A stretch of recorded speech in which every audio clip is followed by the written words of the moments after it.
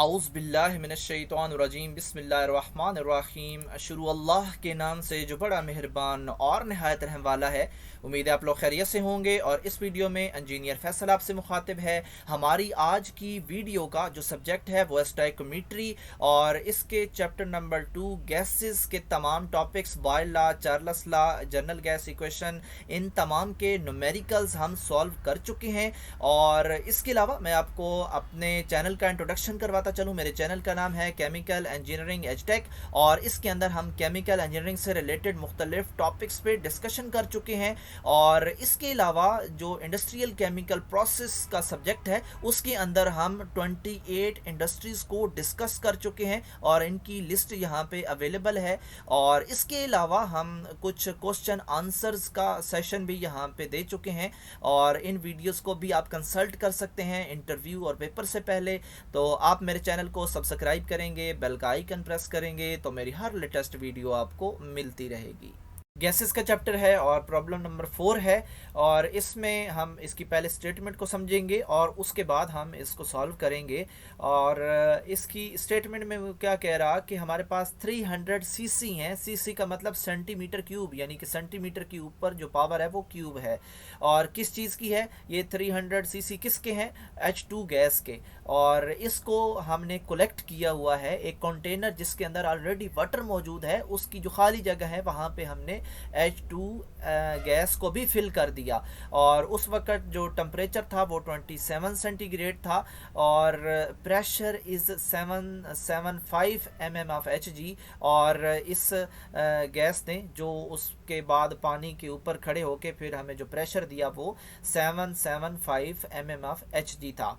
ठीक है, एक यहाँ तक तो बात कंप्लीट हो गई। अब वो कह रहा है if the mass of 1 centimetre cube of dry H2 gas is 0.00009 gram at STP, यानी कि स्टैंडर्ड टेम्परेचर प्रेशर पे अगर 1 सेंटीमीटर हमारे पास वॉल्यूम हो H2 गैस का तो उसका वेट कितना होगा?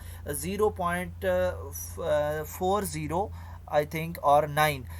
हाँ जी, तो ये इसका वेट होगा। तो ये एक और स्टेटमेंट है, इसको इसके अंदर मिक्स नहीं करना सवाल के पहली स्टेटमेंट को। पहली स्टेटमेंट का हम अलग सोल्यूशन निकालेंगे और सेकंड का अलग।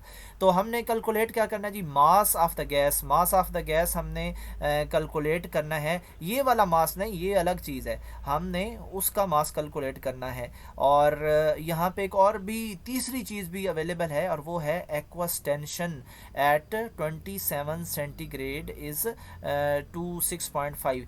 एक्वस टेंशन क्या होता है? इसकी एक पहले न्यूमेरिकल में भी मैं इसकी डेफिनेशन आपको बता चुका हूँ कि जो एक्वस टेंशन होती है, क्योंकि हमने गैस को वाटर के ऊपर कलेक्ट किया हुआ है और जो वाटर है उसके भी तो वेपर बन रहे हैं और उन वेपर्स का भी तो प्रेशर है। और एक्वस टेंशन ये वही प्रेशर है जो कि वाटर के वेपर लगा रहे हैं।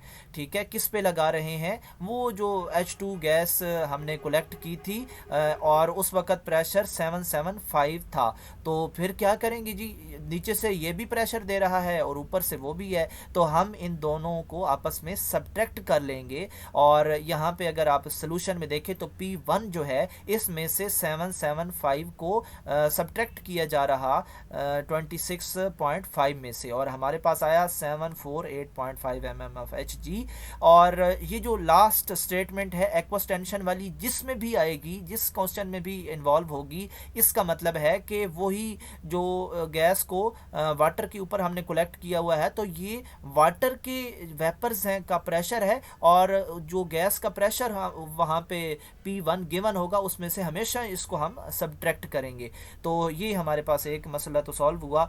P1 हमारे पास आ गया और स्टैंडर्ड टेम्परेचर प्रेशर है तो जो P2 होगा वो ऑफ कोर्स जो है वो 760 होगा, वो 180 m होता है। और वॉल्यूम V1 जो है वो हमें 300 सीसी दिया हुआ है। और इसके अलावा यहाँ पे जनाब हमने बॉयल लॉ अप्लाई करना है। बॉयल लॉ क्या कहता है? P1 V1 P2 V2। हमने V2 मालूम करना है। सबसे पहले हम V2 मालूम करेंगे, यानी कि जो हमारा जो फर्स्ट स्टेटमेंट थी, जो हमने गैस को कलेक्ट किया था वाटर के ऊपर, तो फिर उसका जो नया वॉल्यूम बना वो क्या था। जब वॉल्यूम हमें पता होगा तो उसका मास होगा। बिल्कुल इसी तरह जिस तरह उसने यहाँ पे बताया हुआ है कि जितना भी वॉल्यूम हो, मैं 1 सेंटीमीटर क्यूब की आपका वेट बता देता हूँ। उसने बताया कि 1 सेंटीमीटर क्यूब जो यहाँ पे हमारे पास वॉल्यूम है उसका वेट इतना है। ठीक है, तो हम फिर वॉल्यूम V2 निकालेंगे।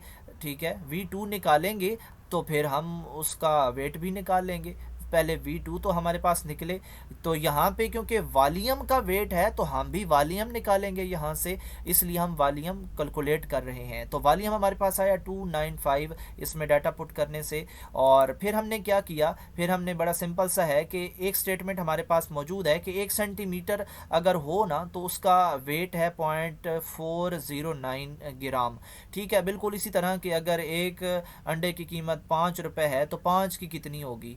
तो यहाँ पे एक वॉल्यूम के अगेंस्ट हमें वेट दिया हुआ है एक, तो बाकी हम 5.4 सेंटीमीटर क्यूब का हम फाइंड कर लेंगे, हम उससे मल्टीप्लाई कर देंगे। और बिल्कुल ऐसे ही जैसे एक अंडे की कीमत अगर 5 रुपये है तो 3 की कितनी होगी, 15 होगी। हमने मल्टीप्लाई कर दिया तो इसको भी मल्टीप्लाई कर देंगे। और ये बड़ा सिंपल सा था। और ये था हमारा 4th क्वेश्चन जिसको हमने सॉल्व किया।